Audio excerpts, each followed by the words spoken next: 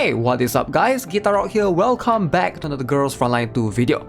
Now, we're gonna talk about a couple of things in this particular video. A Covenant Ring, we're gonna talk about the Affinity thing. But first things first, in my previous video, I make this guide where I talk about the weapon selector. Ideally, in the weapon shop, you can basically get the weapon. Alright, so that is going to be something in line with the Battle Pass as well. So you get Battle Pass weapons, and there's these weapons that you can buy in the shop. In the trading post, a neural integration. Completely slipped my mind is that right now, in the current shop, we don't have access to buy tickets yet. So in the future, we will be able to buy tickets as well, and that's going to be the targeted access permission. If I'm not mistaken, it's 30 of this currency, the redundant pieces, per ticket. Now obviously, tickets is going to be important for a lot of players. So as someone who plays a different game with similar system, alright, for example, Honkai Star Rail has this system as well, alright? So let me just log in and show you guys what I'm talking about. If you guys are not aware, in Honkai Star Rail, it has the exact same system. So right here, you can buy the pools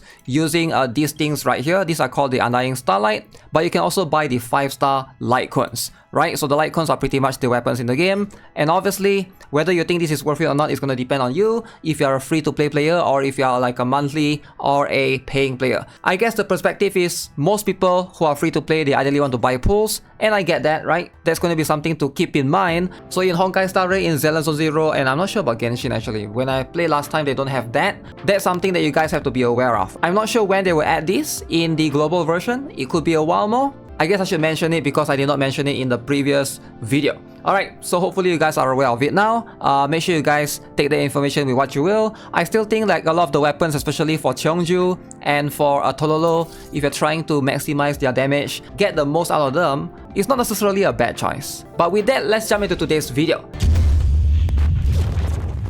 So I'm going to talk about the Covenant Ring and what is the best thing for you to be able to get in terms of increasing your affinity, which is going to be very, very important. So first things first is the Covenant Ring. If you guys are not aware, every player gets one Covenant Ring right now. Now you get this thing for free, which is very, very important. I don't want you guys to waste it unnecessarily. Now before you guys use this, I hope you guys are going to watch this video first, right?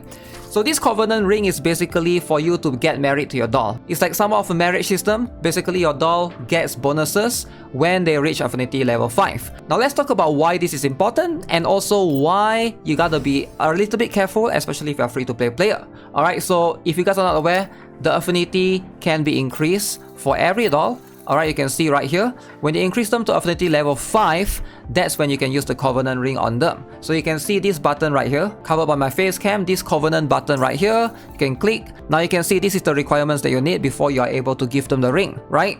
Now what do you get when you give them a Covenant Ring? You basically increase their stats by 5%. And that's pretty much what it is, alright? You are going to be able to increase one character's stats by 5%. And in case you guys are wondering how it looks like, it's going to have this blue glowing icon on their ring finger, alright? And then if you increase the affinity to level 8, it's going to become a gold icon.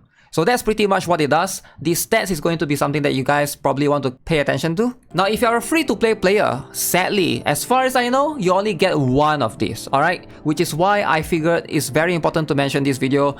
If you care about maximizing your DPS potential, alright? Depending on who you're trying to get, maybe you don't want to save this for Cheongju. Maybe you want to get this for in the future, we get better characters. Kluke is one of the strongest characters in CN right now. You might want to consider that instead, right? So in case you are free-to-play player. Like I mentioned, I don't think there's any other ways for you to get this outside of you buying it. You can basically buy it in the shop under the quality selection standard package. You can see the Covenant Ring is being sold right here for $5. Now this is, you know, depending on how you look at it, it can be a little bit expensive for something that only gives you 5% stats boost. I think for most free-to-play players, or low spender rather, right? If you're free-to-play, you're not going to spend money. But if you're low spender, you're better off buying the subscription, which is $5 here.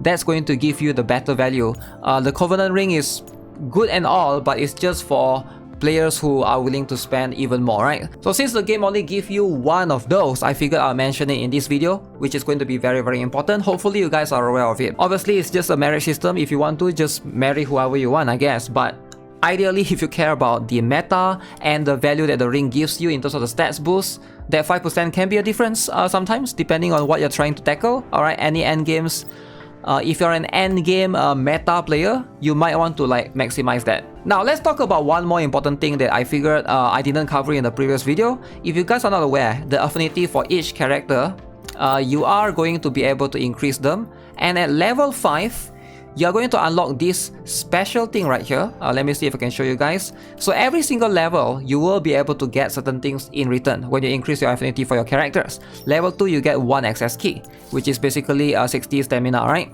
And then at level 3, you're going to get 1 standard access permission, standard ticket pool. Level 4, you're going to get this thing, which you can calibrate later at level 45. But at level 5, every character is going to give you a common key that you can equip on any character. So obviously right now I'm sure you guys are building affinity of your characters and you're trying to like just give your characters as much affinity as you can depending on who you want. Now ideally in the long run, alright, you're probably going to max out everybody's affinity to level 8, which makes sense. Alright, so all the way to level 8 is the maximum, and you're gonna get this special gun, and then you get like 300 collapse pieces, which is very useful. But early on, if you're trying to focus on the meta, this level 5 affinity is going to be very important because this particular common key is going to be different depending on the character. If you guys are not aware, you can basically equip the keys right here for every single character. On the left one, you have this thing called the fixed key. Now fixed key is going to depend on the character, right? So basically how you get the fixed key is you go neural helix for the character, and then you can get some of the fixed key. So you can see every character has 6 keys right here. So 1, 2, 3, 4, and 5, 6. And then you get one common key at the end for every single character. But the fixed key are going to be something that is only equipable by that particular character.